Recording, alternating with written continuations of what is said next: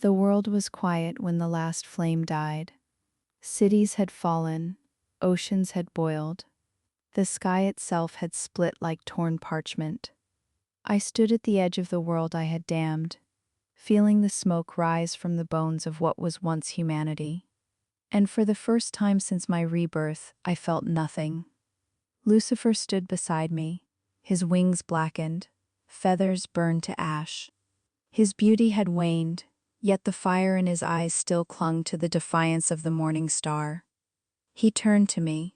"Do you see it now?" he asked. "I see what was always meant to happen," I replied. "The end was written long before we began." We both knew this was not a war that ends with victory or defeat. But the silence that followed was not peace either. It was the pause before the storm to come. Heaven had watched, and heaven would not forgive. It began with light piercing divine and cruel. 4 great trumpets tore the heavens open, their sound shaking the remnants of earth's foundations.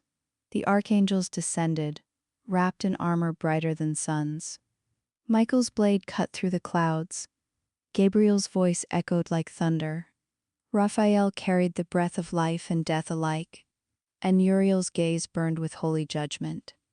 They came not as saviors, they came as executioners. As my name echoed on Michael's tongue, Queen Lilith, Lucifer laughed, wings spread wide. They still believe they can stop destiny. But I could feel something deeper, an old tremor in the air. The balance was breaking. The war that heaven had once feared was now upon us. And this time, there would be no creation left to redeem.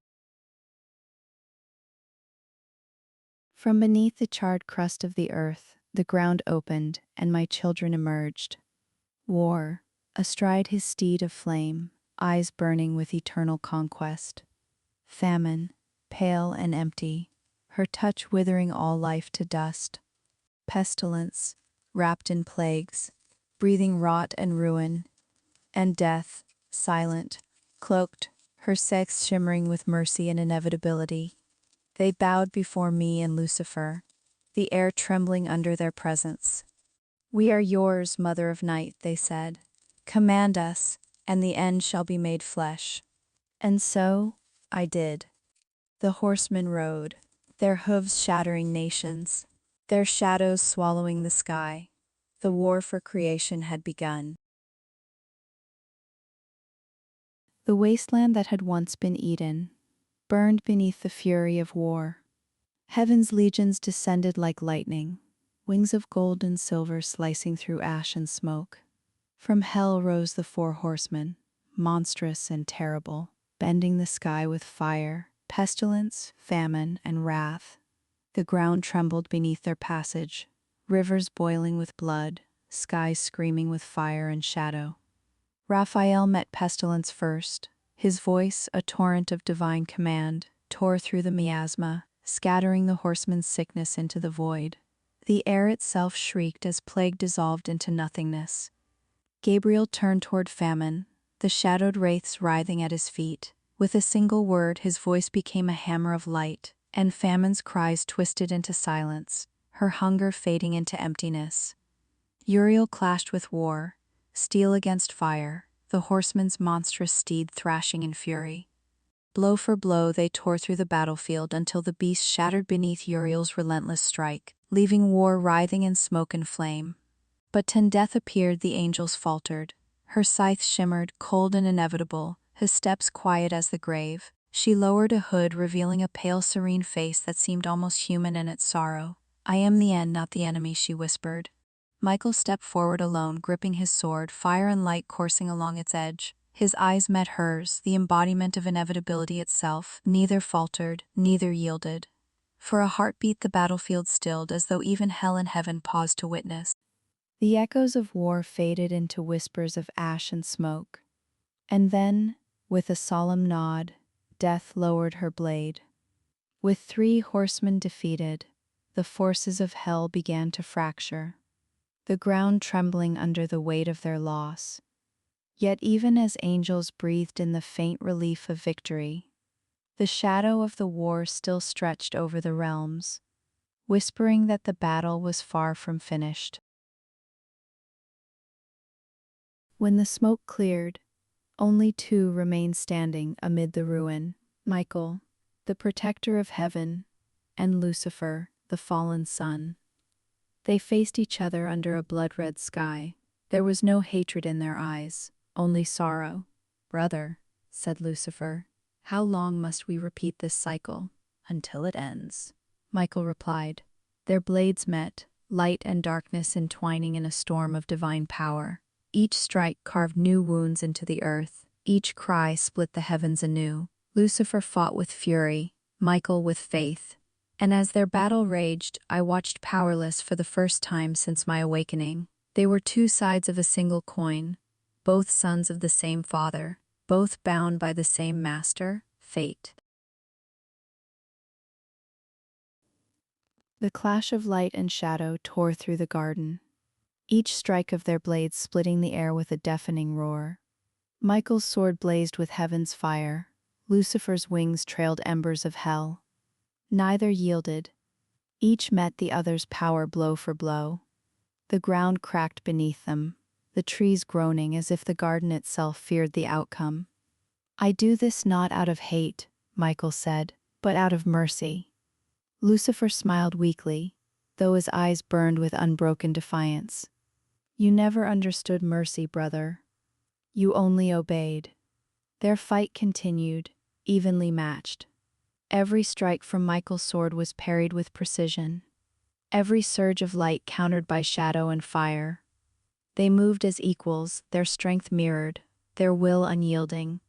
The garden shook beneath them, rivers boiling, winds screaming through the shattered branches.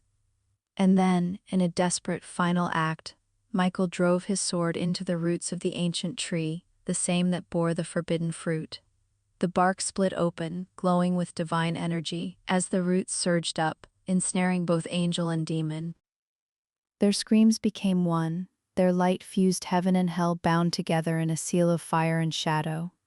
And then, silence fell. Only the trembling of the earth remained, a witness to the loss of two of its greatest forces. The thousand voices inside me fell silent. The war was done. The world was ash. Heaven had closed its gates. And I finally understood. Everything, every rebellion, every sin, every act of defiance had been written into his plan. Even my awakening, even the apocalypse I unleashed, was part of the divine tapestry. I was not a liberator. I was a tool. A shadow written into the script of God's perfection. The thought tore through me like a blade. I had become what I hated most, another servant of heaven's will. I walked to the tree where the brothers had been sealed. Its roots glowed faintly, pulsing like a heartbeat. The air was heavy with divine power, and I could feel Lucifer's presence, faint, but still there, trapped within eternity. Tears I thought I no longer could shed burned down my face. "You said you'd never leave me," I whispered. "You lied." The tree pulsed again, as if answering. But I knew this world would never be free while heaven and hell remained bound to it. And so, I made my choice. I placed my hands upon the roots. I felt every whisper, every soul, every drop of pain that had ever touched me. And I gave myself to it. The tree drank my essence, my power, my hatred, my love, my defiance. And as it did, I spoke the final words the world would ever hear from me. "No God will own me again." The sky split open one last time. Heaven trembled, hell roared, and then silence. A great light enveloped the earth, a barrier born of my sacrifice.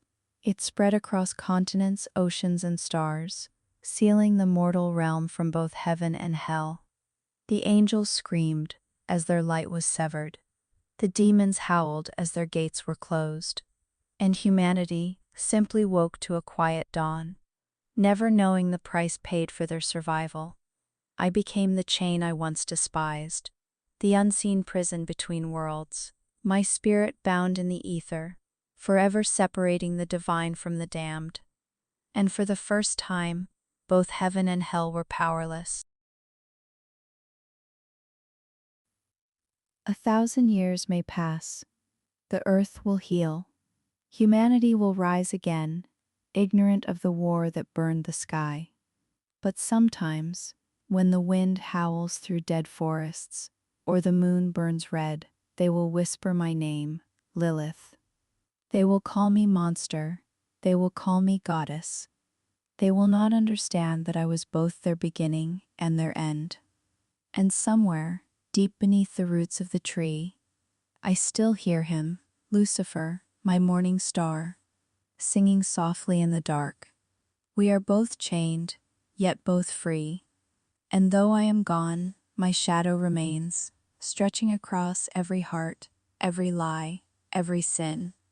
Because the truth is simple, I was never the villain of this story. I was its consequence, its final word, and its silence.